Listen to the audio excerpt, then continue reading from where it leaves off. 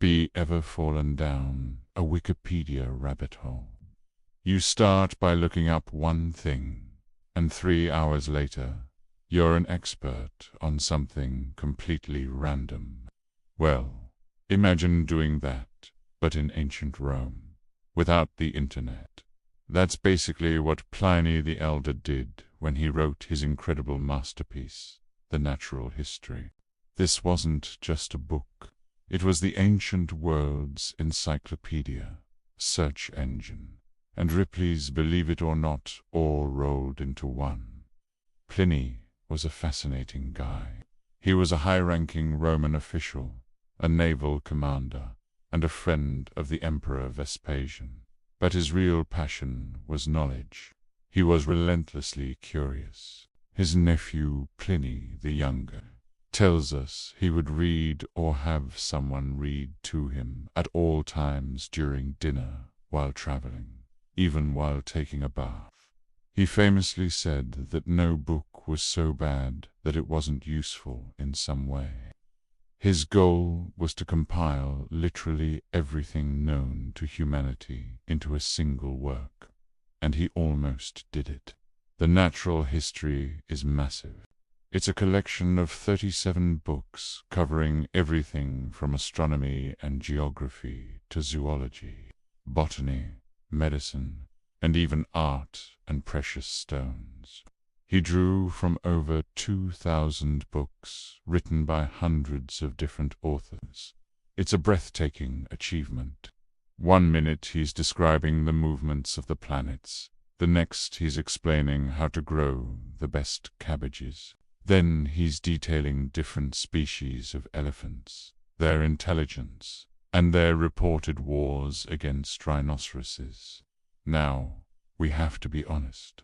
A lot of what's in the Natural History is, well, not exactly scientifically accurate by today's standards.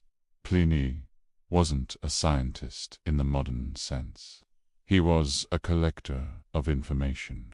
He reported what he read and heard, often without much fact-checking. So, alongside genuine observations, you'll find stories of dog-headed people in India, unicorns and ants in Ethiopia that are the size of wolves and mine for gold. He writes about basilisks, whose gaze can kill, and a fish called the remora that can supposedly stop a giant warship in its tracks just by latching onto its hull. But that's part of the charm.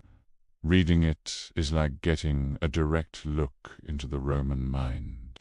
You see what they knew, what they believed, and what they feared. It shows us a world where myth and reality were woven together. For example, when he discusses medicine, he includes thousands of remedies, many derived from plants and minerals.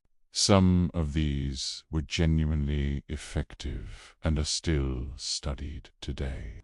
Others involve strange magical ingredients and rituals that show how much superstition influenced Roman healthcare. Pliny's end was as dramatic as his life's work. In 79 AD, Mount Vesuvius erupted, famously burying the cities of Pompeii and Herculaneum.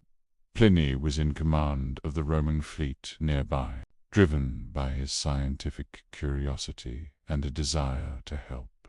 He sailed toward the disaster to observe it up close and rescue people trapped on the coast. But he got too close, was overcome by the toxic volcanic gases, and died. He literally died in the pursuit of knowledge. It's a powerful and fitting end for a man who dedicated his life to understanding the world. For over 1,500 years after his death, the Natural History was the ultimate authority on science and nature. It was one of the most important books in the Western world, copied and studied throughout the Middle Ages and the Renaissance. It influenced countless scholars, artists, and explorers. Even though we now know that unicorns probably don't exist, Pliny's legacy is his boundless curiosity and his monumental effort to gather all human knowledge into one place. He built the foundation that so much of our modern understanding is built upon. So next time you're deep into a late-night internet search, spare a thought for Pliny the Elder, the original master of the rabbit hole. Thanks so much for watching. If you enjoyed this journey back in time, please hit that like button and subscribe for more stories from history. See you next time.